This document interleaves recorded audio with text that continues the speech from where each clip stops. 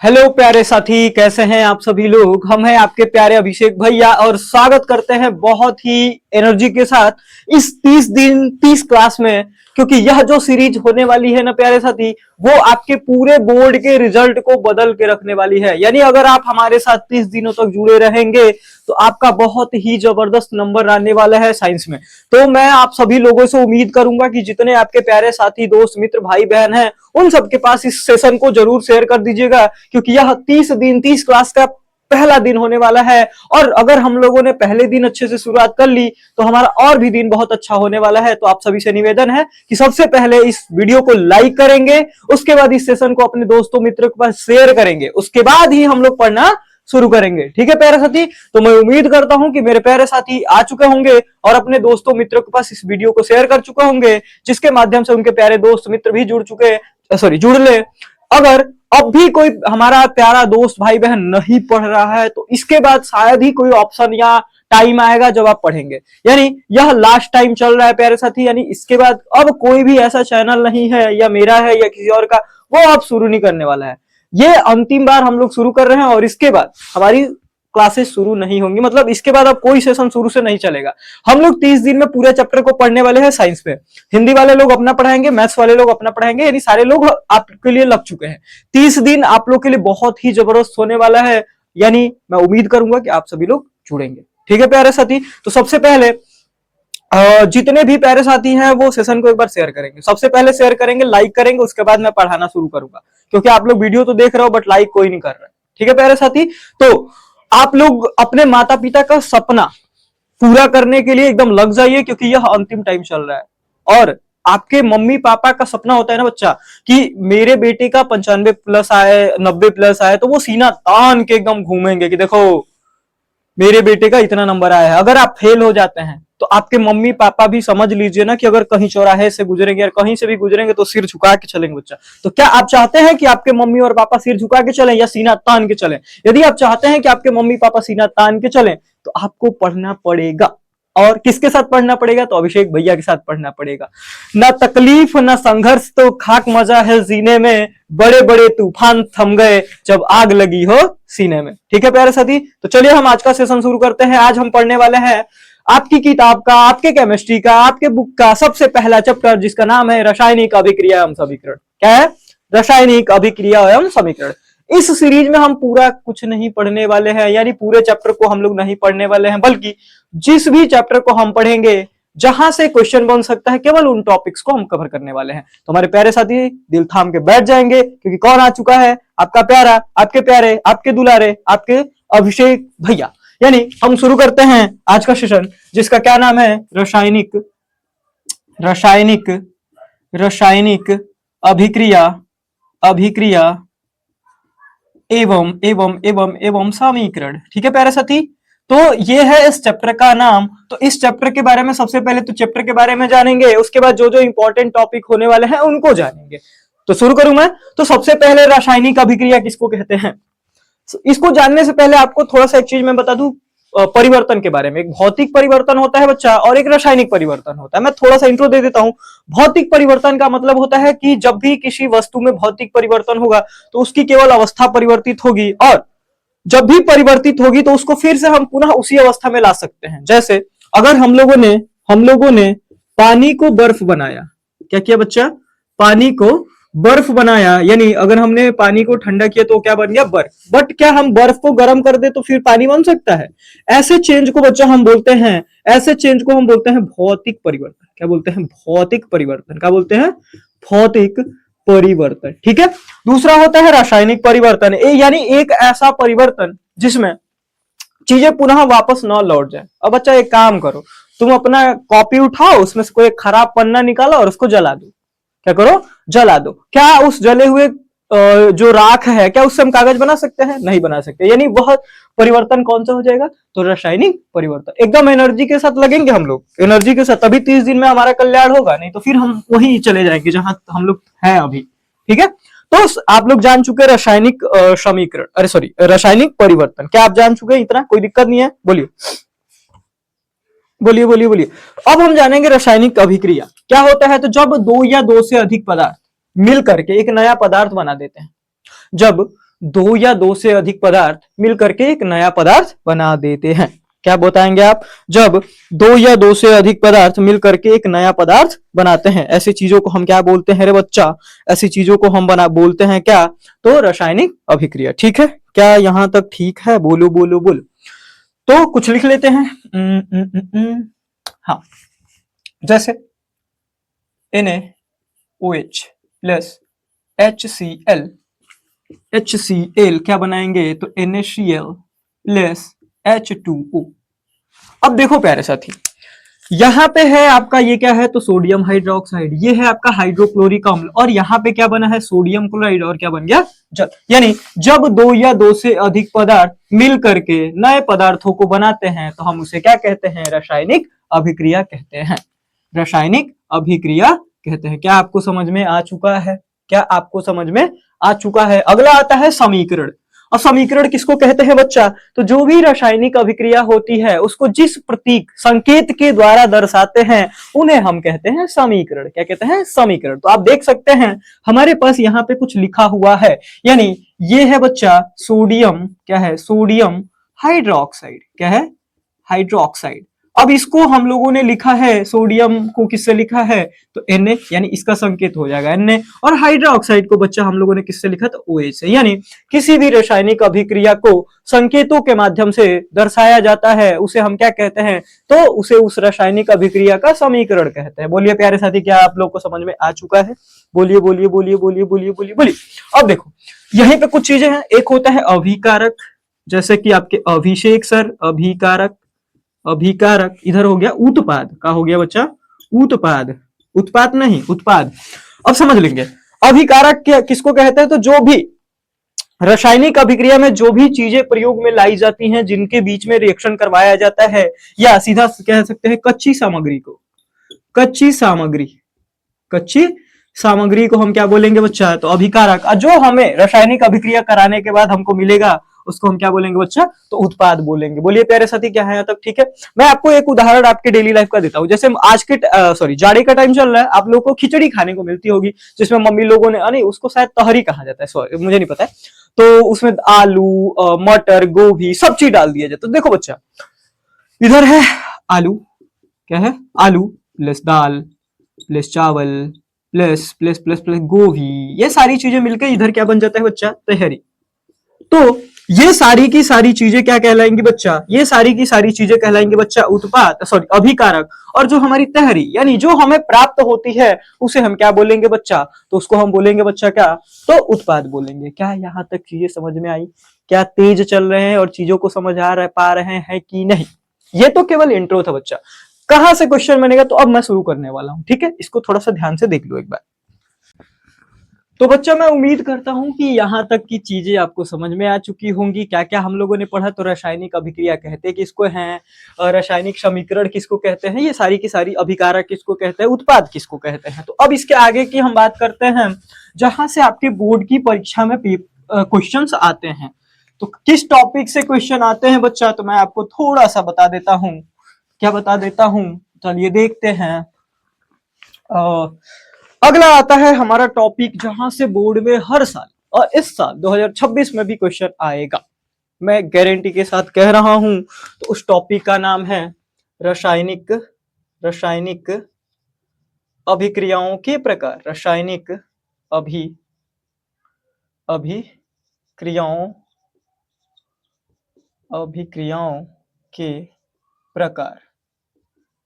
ठीक है, ये है हमारा टॉपिक। यहाँ से आपके बोर्ड परीक्षा 2026 में भी आएगा, पिछले सालों में भी आया है, तो बोर्ड 2026 में भी आएगा। यानी आपकी रासायनिक अभिक्रियाएं बच्चा बहुत प्रकार की होती हैं। बहुत प्रकार में कौन कौन से प्रकार हैं, तो उस पर हम लोग धीरे धीरे चर्चा करने वाले हैं। क्या किसी मेरे प्यारे भाई बहन दोस्त मित्र को कोई परेशानी, दुख, कष्ट है तो एक बार मेरे को बता देंगे। अगर कुछ परेशानी है तो बता देंगे। चलिए, तो अब हम लोग बात करने वाले हैं बच्चा सबसे पहले रासायनिक अभिक्रिया जिसका जो आती है उसका नाम है संयोजन अभिक्रिया। संयोजन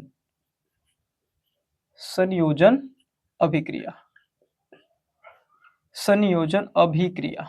क्या नाम है बच्चा इसका? संयोजन अभिक्रिया। इसको अगर हम इंग्लिश में बोले तो कॉम्बिनेशन रिएक्शन बोलते हैं। Combination reaction.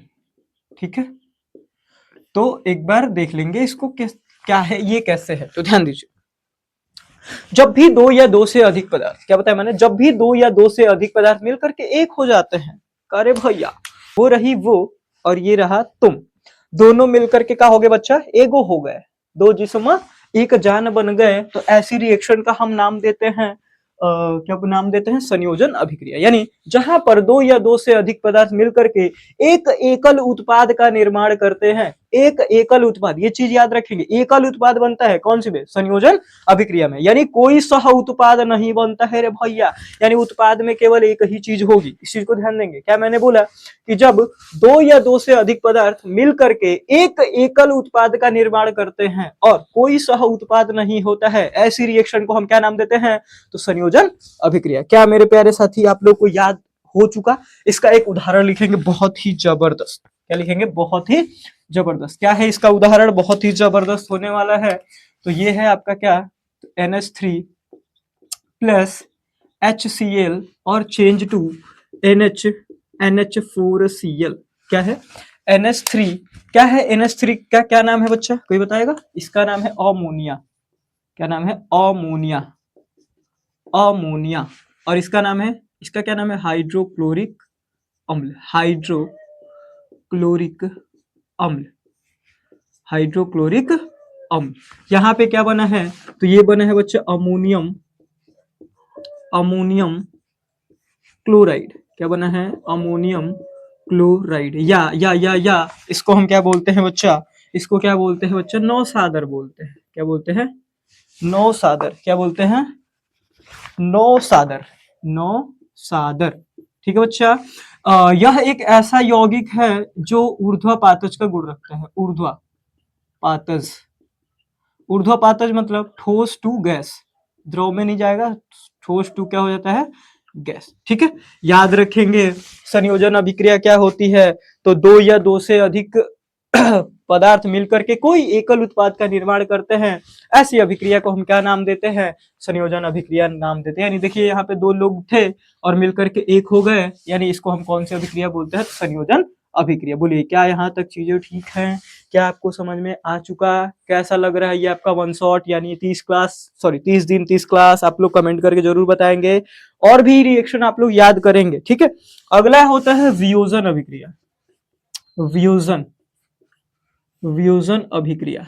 अगली अभिक्रिया क्या है? वियोजन अभिक्रिया। ठीक है प्यारे साथी, जिसका हम नाम बोलते हैं इसको डीकम्पोजिशन।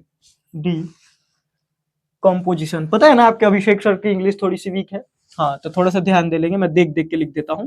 कंपोजिशन रिएक्शन, इसको क्या नाम देते हैं? डीकम्पोजिशन या अपघटन अभिक्रिया। याद रखेंगे। अरे अपघटन मतलब सीधा टूटना, यानी जब कोई यौगिक दो या दो से अधिक भागों में टूट जाता है। कैसे टूटेगा? तो या तो उसको गर्म करेंगे, या तो वो प्रकाश की उपस्थिति में टूटेगा, या विद्युत की उपस्थिति में टूटेगा। यानी ऐसे ही टूटेगा, ऐसे तो वो नहीं टूटेगा। ऐसे किसी को रख दो क्या टूटने वाला है? नहीं टूटने वाला है। यानी कोई ना कोई कारक उत्पन्न जरूर होगा। यानी किसी एक बहुत ही मजबूत रिश्ते को तोड़ने के लिए किसी तीसरे का मजबूत होना बहुत जरूरी है रे भैया। नए साल में नहीं बोलूंगा इसके आगे। ठीक है, यानी वियोजन अभिक्रिया या अपघटन अभिक्रिया किसको कहते हैं? तो वह रासायनिक यौगिक जिसमें किसी बाह्य कारकों के प्रभाव के द्वारा वह यौगिक दो या दो से अधिक भागों में टूट जाता है, ऐसे अभिक्रिया को हम क्या नाम देते हैं? वियोजन अभिक्रिया। बोलिए क्या आपको समझ में आयो? चलिए ठीक है, आगे देखें। बोलिए बोलिए बोलिए बोलिए बोलिए बोलिए बोलिए बोलिए बोलिए। चलिए हम लोग इस लिखते हैं Fe2FeSO4। क्या है? 2FeSO4। टूट किस में रहा है? Fe2O3 प्लस किस में टूटा है? Fe2O3 प्लस SO2 और प्लस SO3 में, प्लस SO3 में। किस में टूटा? तो FeSO4 किस में टूटा? 2FeSO2 यानी ferric sulphate. Ferric sulphate, sulphur dioxide और सल्फर ट्राई ऑक्साइड में किसकी उपस्थिति में टूटा, किसकी उपस्थिति में टूटा, तो ताप की उपस्थिति में, तापन, यानी इसको हम लोगों ने क्या कर दिया, गर्म कर दिया। तो इसको कौन सा वियोजन बोलेंगे बच्चा, चूंकि ये ताप की उपस्थिति में वियोजित हुआ है तो इसको हम बोलेंगे उष्मीय अपघटन। क्या बोलेंगे, उष्मीय अपघटन। बोलो, क्या यहाँ तक चीजें क्लियर है? उष्मीय अपघटन। दूसरे पे चले, क्या दूसरे पे चल सकते हैं हम लोग, क्या दूसरे पे हम लोग चल सकते हैं? तो अगला है एजी, एजी, एजी Cl2। तो ये टूटेगा एजी और प्लस Cl2 में। बैलेंस करने के लिए यहाँ पे 2 लगा देंगे, यहाँ पे 2 लगा देंगे और यहाँ पे भी 2 लगा देंगे। यानी यह किसकी उपस्थिति में टूटता है, तो यह टूट जाता है प्रकाश की उपस्थिति में। तो इसको कौन सा अपघटन बोलेंगे, तो प्रकाशीय अपघटन, प्रकाशीय अपघटन। बोलो प्यारे साथी, क्या आपको समझ में आया? एक बार मैं नीचे देख लेता हूं कि क्या चीजें नीचे दिख रही हैं। जी, नीचे दिख रही है, यानी हम आगे लिख सकते हैं। आगे नहीं लिखता हूँ, इधर लिखता हूँ। क्या बच्चा यहाँ तक चीजें क्लियर हैं? क्या आपको संयोजन और वियोजन समझ में आ चुका है? अब थोड़ा सा विद्युत अपघटन भी देख लेते हैं, यानी जहाँ पे कोई तीसरा व्यक्ति कौन हो जाएगा, तो विद्युत हो जाएगा, तो वहां कौन सा अपघटन हो जाएगा, विद्युत अपघटन। चलो यहाँ पे देख लेते हैं, इसको नंबरिंग कर लो। ये फर्स्ट, ये सेकेंड और ये थर्ड, यानी H2O को तोड़ दो। अरे किसको तोड़ेंगे रे, जल को तोड़ेंगे। H2 plus O2। Oh my God, oh my God, oh my God, oh my God. चल ठीक है बच्चा, आई हाइड्रोजन 4 गो होई गवा। ओहो हो, यहाँ पे करो, सॉरी। ये किसकी उपस्थिति में टूट रहा है बच्चा, तो ये टूट रहा है विद्युत की उपस्थिति में। किसकी उपस्थिति में, विद्युत। किसकी उपस्थिति में टूट रहा है, विद्युत। तो इसको कौन सा अपघटन बोलेंगे, विद्युतीय अपघटन। क्या बोलेंगे, विद्युतीय अपघटन या विद्युत अपघटन। बोलिए, क्या यहाँ तक चीजें क्लियर है? हम लोगों ने संयोजन और वियोजन को देख लिया। संयोजन जिसमें 2 या 2 से अधिक पदार्थ मिलकर के एक नए पदार्थ का निर्माण करते हैं। वियोजन जिसमें किसी यौगिक किसी बाहरी प्रभाव के कारण अपने आप को 2 भागों में तोड़ लेता है, अपने आप को काट लेता है, फाड़ लेता है, उसको हम क्या बोलेंगे, तो बोलेंगे उसको क्या, वियोजन अभिक्रिया या अपघटन अभिक्रिया। अगर ऊष्मा की वजह से होगा तो ऊष्मीय अपघटन, और प्रकाश की वजह से होगा तो प्रकाशीय अपघटन, और विद्युत की वजह से होगा तो विद्युतीय अपघटन। क्या यहाँ तक चीजें क्लियर है? बोलो, जल्दी से बोल दो, मैं अगले पे चलता हूँ। मैं भगूंगा अब आगे, क्योंकि इतना टाइम नहीं है, क्योंकि हम लोगों ने पीछे चीजों को पढ़ लिया है। चलो अब हम चलेंगे नंबर 3 पे। नंबर 3 जिसका नाम है विस्थापन अभिक्रिया। क्या नाम है इसका, विस्थापन अभिक्रिया। तो विस्थापन अभिक्रिया लिख लेते हैं सबसे पहले, नंबर 3। विस्थापन, विस्थापन अभिक्रिया क्या है, विस्थापन, displacement, displacement, displacement reaction. Displacement यानी यहां जगह चेंज किया जाएगा, यानी जब कम क्रियाशील तत्व अधिक क्रियाशील तत्व को अपने उसके जगह से हटाकर खुद उसका जगह या उसका स्थान ले लेता है, ऐसी अभिक्रिया को हम क्या नाम देते हैं, तो ऐसी अभिक्रिया को हम नाम देते हैं विस्थापन अभिक्रिया। यानी आपको पता है, आप हटेंगे तभी जब आपसे पावरफुल व्यक्ति आपके पास आए। यानी मान लीजिए आप कहीं बैठे हैं और आपके पापा आ गए। अब आपके पापा आ गए तो आप सीधे से कहेंगे भैया कल्टी मारो, यहाँ से जल्दी भागो, क्योंकि आपसे पावरफुल कौन आ गया, आपके पापा जी। यानी जब भी अधिक क्रियाशील तत्व, कोई मान लीजिए कम क्रियाशील तत्व तो कहीं बैठा है, मान लो कोई यहाँ पे बैठा हुआ है, कोई यहाँ पे बैठा हुआ है और इधर एक है, उससे ज्यादा पावरफुल ये वाला होगा, तो ये वाला इसको गए चल बक बक बक बक बक, हम यहाँ बैठेंगे, तुम हटो यहाँ से, तुम्हारी जगह यहाँ नहीं है। यानी ऐसी अभिक्रिया को हम क्या नाम देते हैं बच्चा, ऐसी अभिक्रिया को हम नाम देते हैं विस्थापन अभिक्रिया। क्या नाम देते हैं, विस्थापन अभिक्रिया। चलिए एक ही एग्जांपल से समझ लेते हैं। CuSO4, CuSO4 plus Fe, CuSO4 plus Fe change to FeSO4 plus Cu। अब एक चीज देखो, एक चीज देखो, ये क्या है, ये इससे ज्यादा क्रियाशील है, यानी ये अधिक है और ये कम है, तो हई क्या करेगा, हई कहेगा चल बक बक बक, देखिए भगा के उसको क्या कर दिया अलग, और खुद इसके जगह पे आ गया। ऐसे रिएक्शन को क्या हम नाम, सॉरी हम क्या नाम देते हैं, हम क्या नाम देते हैं, हम क्या नाम देते हैं, तो ऐसी अभिक्रिया को हम नाम देते हैं बच्चा क्या, विस्थापन अभिक्रिया। बोलो क्या यहाँ तक चीजें क्लियर है? क्या यहाँ तक चीजें क्लियर हैं? बोलिए बोलिए बोलिए। बोलो बोलो बोलो बोलो बोलो। चले आगे। इसके बाद आती है हमारी जो अगली रिएक्शन होती है द्विविस्थापन। द्विविस्थापन, विस्थापन अभिक्रिया, इंग्लिश में लिख लेंगे डबल डिस्प्लेसमेंट, द्विविस्थापन अभिक्रिया। अब इसमें क्या होगा? तो इसमें कोई भी यौगिक होगा ना, इसमें अगर कोई भी यौगिक होगा तो पता क्या करेगा? अपने आयनों को छोड़ेगा। सबसे पहले क्या करेगा? अपने आयनों को छोड़ेगा और उसके बाद अपने से विपरीत आयन के पास दूसरे वाले के साथ जाएगा। यानी हम तो ले चले, हम उनके साथ भागेंगे। किसके साथ भागेंगे? दूसरे के साथ भागेंगे। आपके साथ हम 9 ही रहने वाले हैं। ठीक है प्यारे साथी। तो ऐसी रिएक्शन को, यानी जहां पे आयनों का परस्पर विनिमय होता है, वैसी अभिक्रिया को हम क्या बोलते हैं? क्या बोलते हैं? तो ऐसी अभिक्रिया का हम नाम देते हैं द्विविस्थापन अभिक्रिया। चलिए एक एग्जांपल के माध्यम से समझते हैं क्या है वो। Na2SO4 और प्लस BaCl2 चेंज टू क्या होगा? चेंज टू किसमें चेंज हो जाएगा? तो ये जाएगा भैया इसके साथ और ये जाएगा इसके साथ। ठीक है, ये जाएगा इसके साथ, तो बनेगा क्या? BaSO4 और प्लस NaCl। चूंकि दो सोडियम और Cl2 है तो यहाँ पे 2 लगा लेंगे। ठीक है, तो ये आपकी हो जाएगी रिएक्शन। यानी ये वाला किसके साथ भागा? Cl2 के साथ, क्योंकि ये इसको ना ये पसंद नहीं थी, तो इसने कहा कि मैं जा रहा हूँ इसके साथ। तो ये कहे कि मैं भी क्यों रहूंगी ऐसे, मैं क्यों रहूंगी तुम्हारे बिना, तुम नहीं कोई और सही, तुम नहीं कोई और सही। ठीक है, तो हम भी चले किसी और के साथ। तो ये बना लिया BaSO4 यानी बेरियम सल्फेट और ये बन गया सोडियम क्लोराइड। ये था सोडियम सल्फेट, बेरियम क्लोराइड। बाद में नाम बदल लिया, इन लोगों ने स्थान बदला तो नाम बदल गया। बोलिए प्यारे साथी, क्या यहाँ तक आपको समझ में आ गया? आ गया? आ गया? बोलो बोलो बोलो बोलो जल्दी से, जल्दी बोलो, जल्दी बोलो। चलिए आगे चले। अब हम लोग चलेंगे अपनी अगली रिएक्शन पे, जो इस बोर्ड की, यूपी बोर्ड 2026 की सबसे डिमांडिंग टॉपिक होने वाली है, जिसको हम नाम का देते हैं रेडॉक्स। रेडॉक्स देखा, नाम भी गलत लिख रहा हूं मैं, यानी इतना खतरनाक टॉपिक है ये रेडॉक्स अभिक्रिया, रेडॉक्स अभिक्रिया। ओ माय गॉड, ये क्या है? कोई बताएगा? यानी एक ऐसी रिएक्शन जहां पे ऑक्सीकरण भी होता हो और अपचयन भी होता हो, यानी ऑक्सीकरण भी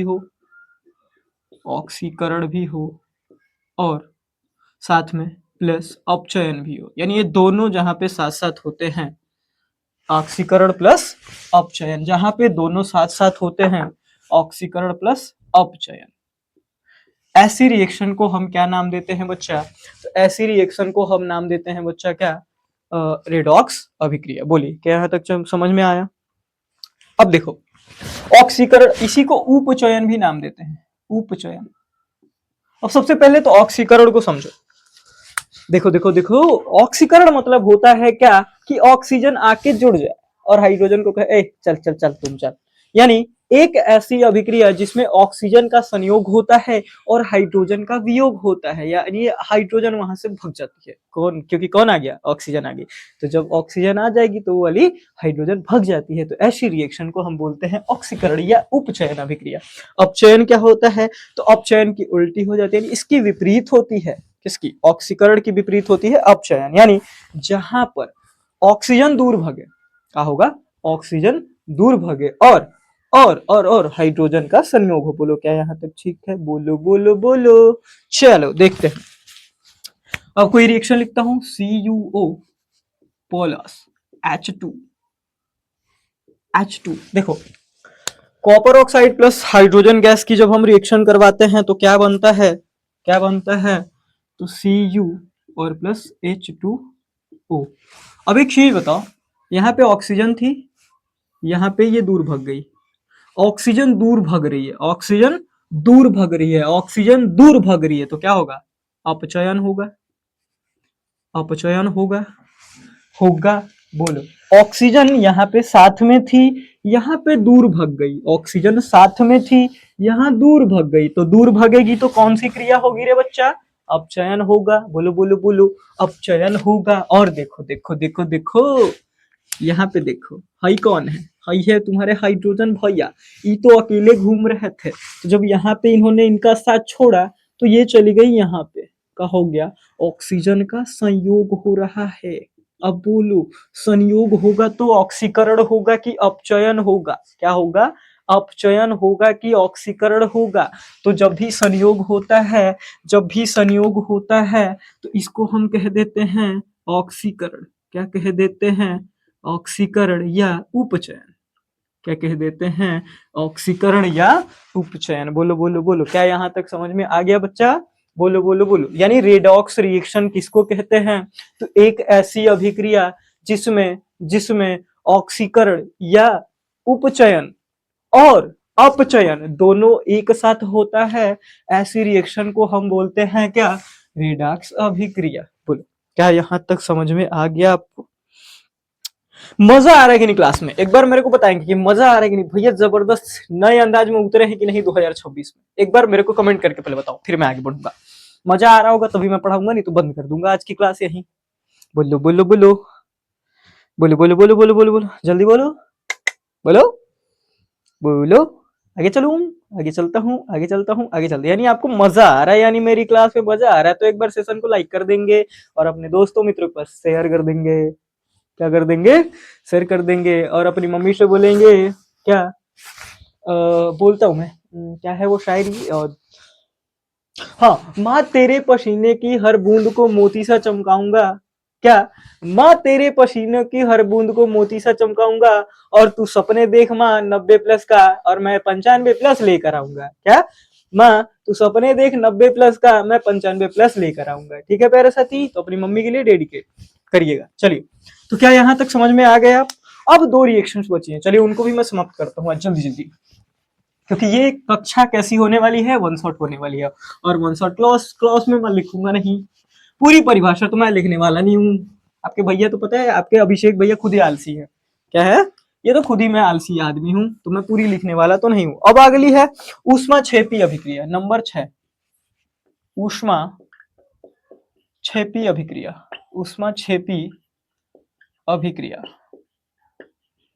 ऊष्मा क्षेपी, इसको बोलते हैं एक्सोथर्मिक। क्या बोलते हैं?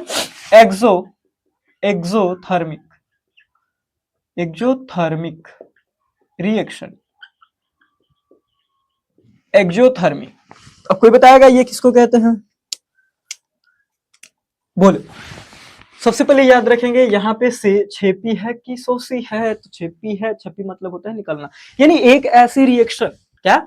एक ऐसी रिएक्शन जिसके होने के पश्चात, जिसके होने के पश्चात उसमें से ऊर्जा निकलती है या ऊष्मा निकलती है। क्या? एक ऐसी अभिक्रिया जिसके होने के पश्चात या जिसके पूर्ण होने के पश्चात ऊर्जा या ऊष्मा निकलती है, ऐसी अभिक्रिया को हम क्या नाम देते हैं? ऐसी अभिक्रिया को हम क्या नाम देते हैं बच्चा? ऐसी हम अभिक्रिया को नाम देते हैं क्या? ऊष्मा क्षेपी। बोलो बोलो बोलो, आया समझ में? आया समझ में? आया समझ में, यानी आ गया बिल्कुल। चलो इसकी एक रिएक्शन लिखते हैं। CH4 प्लस O2 अरे चेंज टू, क्या बनेगा? चेंज टू, चेंज टू क्या बना देंगे हम लोग? तो यहां बना देंगे जॉल। पहले तो कार्बन डाइऑक्साइड बना लो, फिर बना लो जॉल, और साथ में और साथ में और साथ में क्या निकलेगा? क्या निकलेगा? ऊष्मा निकलेगा। क्या निकलेगा? ऊष्मा निकलेगा। तो यहाँ पे रख लो टू टू टू टू। बोलो बोलो बोलो। यानी एक ऐसी अभिक्रिया जिसको कंप्लीट होने के पश्चात ऊष्मा निकलती है या ऊर्जा निकलती है, तो बोलो बोलो बोलो बोलो, तो ऐसी अभिक्रिया को हम नाम देते हैं ऊष्माक्षेपी अभिक्रिया। ठीक है प्यारे साथी, क्या यहाँ तक क्लियर है? क्या यहाँ तक क्लियर है? मजा आ रहा है कि नहीं? एक बार कमेंट करेंगे बीच में। मजा आ रहा है भैया एकदम, तो आप तो तहलका मचा दिए हो 2026 में। चलिए अगला बात करते हैं। तो प्यारे साथी, हम लोगों ने देख लिया था कहाँ तक? तो हम लोगों ने ऊष्मा क्षेपी अभिक्रिया देख लिया। क्या हम लोगों को यहाँ तक चीजें क्लियर हो गई प्यारे साथी, आप सभी लोगों को? तो मैं उम्मीद करता हूं कि आप सभी लोग को ये सारी चीजें क्लियर हो चुकी होगी। यहाँ से एक MCQ प्रश्न है।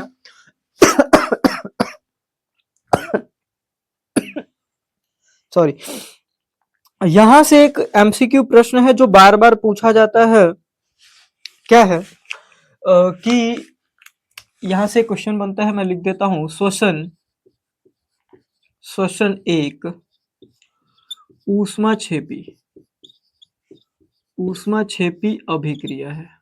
क्या है? श्वसन एक ऊष्माक्षेपी अभिक्रिया है। क्या कोई प्यारा मेरा भाई या बहन बता सकता है कि श्वसन एक ऊष्माक्षेपी अभिक्रिया क्यों कहा जाता है? श्वसन देखिए, जब भी श्वसन होता है तो ग्लूकोज टूटता है, और ग्लूकोज जब भी टूटता है तो कार्बन डाइऑक्साइड और जल में टूटता है, और साथ में क्या निकलती है उसमें से? ऊर्जा। यानी जब भी ऊष्मा या ऊर्जा निकलेगी, वहां पर कौन सी अभिक्रिया होगी बच्चा? तो वहां पे होगी ऊष्माक्षेपी अभिक्रिया। क्या यहाँ तक चीजें क्लियर है? अगला जो हमारा रिएक्शन है, या अगली जो हमारी रिएक्शन है, उसका प्रकार होने वाला है क्या? तो उसको हम बोलते हैं बच्चा ऊष्मा शोषी ऊष्मा शोषी ऊष्मा शोषी अभिक्रिया। क्या? ऊष्मा शोषी अभिक्रिया। यानी क्या होता है ऊष्मा शोषी? तो इसको हम बोलते हैं एंडोथर्मिक। क्या बोलते हैं? Endothermic endothermic reaction. ठीक है, तो इसको क्या बोलते हैं बच्चा?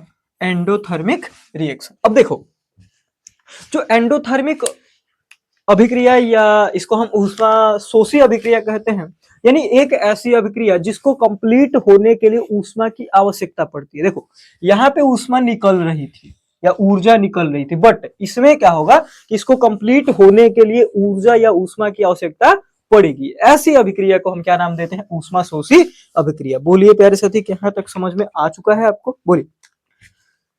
अब देखो, जैसे एक है हमारे पास रिएक्शन है HgO HgO HgO change to 2Hg 2Hg और प्लस O2। तो यहाँ पर भी हम 2 लगा लेंगे बैलेंसिंग के लिए, यानी एक चीज छूटा, क्योंकि इसमें ऊष्मा की आवश्यकता पड़ेगी, तो यहाँ लिख लेते हैं HgO प्लस ऊष्मा ऊष्मा यहाँ पे लिख लेंगे 2। ठीक है, यानी ये हमारी रिएक्शन होती है बच्चा किसके लिए? तो ऊष्मा शोषी अभिक्रिया के लिए। बोलिए, क्या यहाँ तक चीजें क्लियर है? क्या यहाँ तक चीजें आप लोग समझ चुके हैं? तो प्रकाश संश्लेषण एक ऊष्मा शोषी अभिक्रिया है। क्या है? तो इसके लिए कि यहाँ से भी एक प्रश्न याद रखेंगे। क्या? तो प्रकाश संश्लेषण, क्या? प्रकाश संश्लेषण एक क्या है? ऊष्मा शोषी अभिक्रिया है। क्या है? शोषी ऊष्मा शोषी अभिक्रिया है। क्या है? ऊष्मा शोषी अभिक्रिया है। ठीक है बच्चा, तो यहाँ तक आप ध्यान रखेंगे इन सारी चीजों को। ठीक है, तो प्रकाश संश्लेषण क्या है? एक ऊष्मा शोषी अभिक्रिया है, और शोषण एक ऊष्माक्षेपी अभिक्रिया है। तो मैं उम्मीद करता हूं कि आपको रासायनिक अभिक्रियाओं के सभी प्रकार समझ में आ चुके होंगे। तो यहाँ पे हम आगे चलते हैं। ठीक है, अब आता है बच्चा अब मैं थोड़ा सा इसका पूरा का पूरा ओवरव्यू दे देता हूं एक ही स्लाइड में, यानी हम एक ही बार में पूरा पढ़ लेते हैं। सबसे पहले क्या क्या पढ़ा हम लोगों ने, तो उसका मैं ओवरव्यू दे देता हूं, क्योंकि यह जो वीडियो होने वाला है वो एक दिन में एक चैप्टर समाप्त। जो भी थ्योरी वाला पोर्शन होगा एक दिन में एक चैप्टर समाप्त हो जाएगा। जैसे हमने लिखा रासायनिक अभिक्रियाओं के प्रकार, अभिक्रियाओं अभी रासायनिक अभिक्रियाओं के प्रकार, रासायनिक अभिक्रियाओं के प्रकार।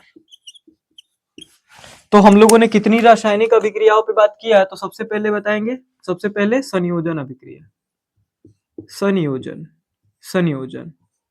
अभिक्रिया। दूसरी किस पे बात किया? तो दूसरी है इसी की विपरीत, वियोजन अभिक्रिया, वियोजन या अपघटन, वियोजन या अपघटन। तीसरी क्या बात किया बच्चा हम लोगों ने? तो तीसरी हम लोगों ने बात किया था विस्थापन अभिक्रिया, विस्थापन या प्रतिस्थापन। अगला हम लोगों ने क्या बात किया बच्चा? तो द्विविस्थापन। उसके बाद हम लोगों ने क्या बात किया? रेडॉक्स रिएक्शन पे। किस पे बात किया? रेडॉक्स अभिक्रिया, अभिक्रिया। क्या बात किया? रेडॉक्स अभिक्रिया। इसके बाद हम लोगों ने किस चीज पे बात किया? ऊष्माक्षेपी, ऊष्माक्षेपी एवं अगली लास्ट ऊष्माशोषी, ऊष्मा शोषी। यानी हम लोगों ने टोटल ये सारी की सारी रासायनिक अभिक्रियाओं के प्रकार पे बात किया। बोलिए प्यारे साथी, क्या यहाँ तक आपको समझ में आ चुका है? क्या यहाँ तक आपको समझ में आ चुका है? सबसे पहले हम लोगों ने रासायनिक अभिक्रिया समझा, किसको कहते हैं? तो जब दो या दो से अधिक पदार्थ मिलकर के एक नया पदार्थ बनाते हैं। उसके बाद हम लोगों ने हम लोगों ने समझा रासायनिक समीकरण। तो रासायनिक अभिक्रियाओं को जिन संकेतों या प्रतीकों के माध्यम से हम प्रदर्शित करते हैं उसे हम क्या बोलते हैं? रासायनिक समीकरण कहते हैं। अभिकारक किसको कहते हैं? तो जो भी रासायनिक अभिक्रिया में भाग लेने वाले पदार्थ होते हैं उन्हें हम अभिकारक कहते हैं। और उत्पाद किसको कहते हैं? तो रासायनिक अभिक्रिया कंप्लीट होने के पश्चात जो चीजें हमें प्राप्त होती हैं उन्हें हम क्या बोलते हैं? उत्पाद बोलते हैं। फिर हम लोगों ने बात किया रासायनिक अभिक्रिया के प्रकार पे। सबसे पहला प्रकार संयोजन अभिक्रिया, यानी जब भी दो या दो से अधिक पदार्थ मिलकर के एकल उत्पाद का निर्माण करते हैं या कोई भी सह उत्पाद का निर्माण नहीं करते हैं उसे हम क्या बोलते हैं? संयोजन अभिक्रिया। फिर जब कोई यौगिक बाहरी प्रभावों के द्वारा टूटकर दो भागों में बढ़ जाता है या दो तत्वों या यौगिकों में टूट जाता है, इसको हम बोलेंगे वियोजन अभिक्रिया। तो कौन कौन वो बाहरी प्रभाव होंगे? एक तो विद्युत होती है, एक ऊष्मा होता है और एक प्रकाश होता है। यानी तीन प्रकार का वियोजन होता है: विद्युत अपघटन, प्रकाश अपघटन और ऊष्मीय अपघटन। ठीक है प्यारे साथी। विस्थापन अभिक्रिया, यानी एक ऐसी अभिक्रिया जिसमें अधिक क्रियाशील तत्व कम क्रियाशील तत्व को हटाकर उसका स्थान ले लेता है, ऐसी अभिक्रिया को हम क्या नाम देते हैं? विस्थापन या प्रतिस्थापन अभिक्रिया। क्या यहाँ तक क्लियर है बच्चा? मजा आ रहा है कि नहीं मजा आ रहा है? द्विविस्थापन, द्विविस्थापन का मतलब होता है कि जब आपके आयन अपने आप को परस्पर विनिमय कर लेते हैं, यानी एक आयन दूसरे के साथ चला जाता है और दूसरा वाला आयन इस वाले के माइनस वाले के साथ या प्लस वाले के साथ चला जाता है, ऐसी अभिक्रिया को हम क्या नाम देते हैं? द्विविस्थापन अभिक्रिया। अगला होता है रेडॉक्स अभिक्रिया, जिसमें ऑक्सीकरण एवं अपचयन एक साथ होता है या उपचयन एवं अपचयन दोनों एक साथ होता है, उसे हम क्या बोलते हैं?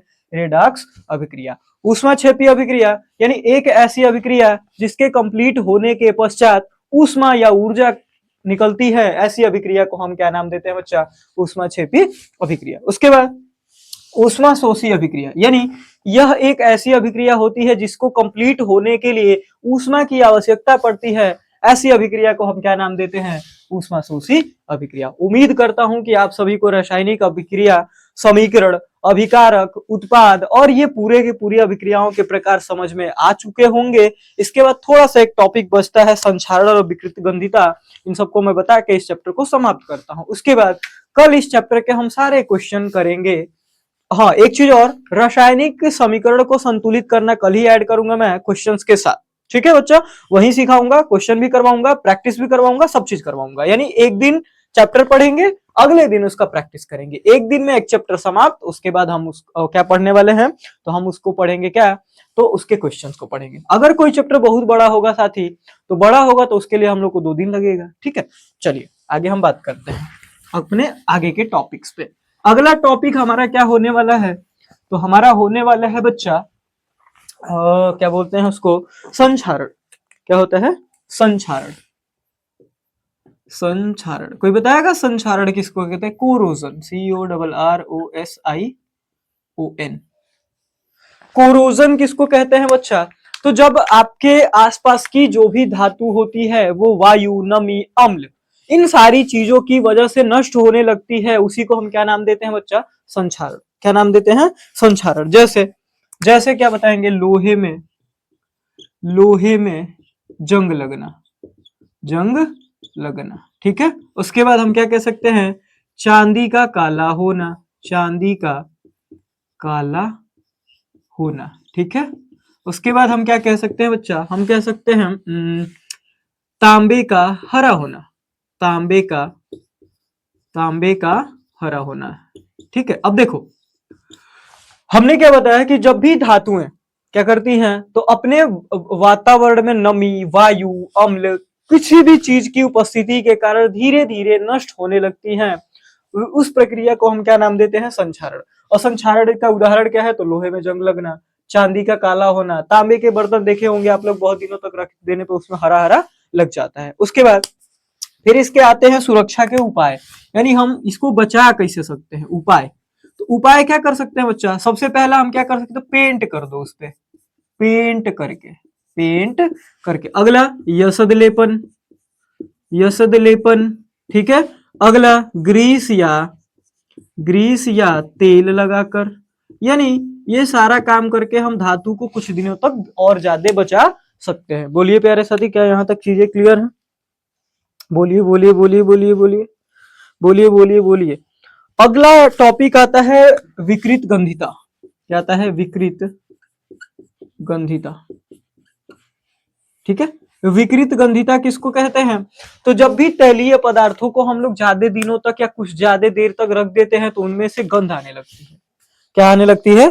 गंध आने लगती है, यानी वो ऑक्सीजन से क्रिया करके क्या हो जाते हैं, उपचयित हो जाते हैं या ऑक्सीकृत हो जाते हैं। इसी को हम क्या नाम देते हैं? विकृत गंधिता। बोलिए, क्या यहाँ तक चीजें क्लियर है? क्या यहाँ तक चीजें क्लियर है? तो विकृत गंधिता किसको कहते हैं? तो जब भी तैलीय या वसीय पदार्थ का ऑक्सीजन के साथ रिएक्शन करके ऑक्सीकृत या उपचयित हो जाते हैं, जिससे कि उनका स्वाद परिवर्तित हो जाता है, इस घटना को हम क्या नाम देते हैं? विकृत गंधिता। तो बोलिए, यहां तक चीजें यहां तक चीजें क्लियर हो गई बच्चा? मैं उम्मीद करता हूं कि आज का सेशन ये बहुत अच्छा लगा होगा आप लोग को, और मैं आपसे ये भी रिक्वेस्ट करूंगा कि वीडियो को ज्यादा से ज्यादा लाइक कर देंगे और अपने दोस्तों मित्रों के पास इस वीडियो को शेयर जरूर कर देंगे, जिससे हमारी क्लासेस उनके पास भी पहुंच जाए और वो लोग भी 30 दिन में 30 क्लास का आनंद ले सके और अपने नंबर्स को थोड़ा सा बूस्ट कर सके। ठीक ठीक है प्यारे साथी, तो सारे मेरे प्यारे भाई बहन लग जाएंगे और अपना बोर्ड में नंबर इंक्रीज करने के लिए हमारे साथ जुड़ जाएंगे। कहाँ? अभिषेक स्टडी जोन पे रात को 8 बजे, और हिंदी के लिए जुड़ेंगे रात को 7 बजे। ठीक है बच्चा, मेरे से पहले हिंदी की क्लास होगी, उसके बाद मेरी क्लास होती है। ठीक है, तो क्या यहाँ तक चीजें क्लियर है? उम्मीद करता हूँ कि आपको सब चीज समझ में आ चुका होगा, क्रिस्टल क्लियर हो चुका। कल इस चैप्टर के हम क्या करने वाले हैं? पीवाईक्यूज करेंगे, साथ में समीकरण को संतुलित करना भी सीख लेंगे। यानी कल फिर से यही चैप्टर पढ़ना है, लेकिन क्वेश्चन करेंगे कल, थ्योरी नहीं पड़ेगा, और क्वेश्चन के साथ कभी कभार बीच में कोई थ्योरी भी कर लेंगे। बोलिए, क्या यहाँ तक क्लियर? देखो, जब प्यारे साथी आपका रिजल्ट आपका जो रिजल्ट है अगर 90 प्लस का आता है, ठीक है, तो पता है आपको थोड़ा सा कम खुशी होगी। हो सकता है आप सोचे होंगे कि मेरा 92% आ जाता तो मैं ज्यादा खुश होता, लेकिन आपकी मम्मी और पापा को बहुत ज्यादा खुशी होगी। वो सीना तान के चलेंगे कि हमारे बेटी का 90 प्लस आ रखा है। यानी आप पढ़िए किसके लिए? अपने घर के लोगों के लिए, मम्मी के लिए, पापा के लिए, जिससे कि वो सीना तान के चल सके समाज में कि हाँ हमारे बेटे का 90 प्लस आया, यानी हमने अपने बच्चे को पढ़ाया, उसने बहुत अच्छे से पढ़ा। ठीक है प्यारे साथी, तब तक के लिए क्या करेंगे हम लोग? जय श्री राम, राधे राधे, जय हिंद।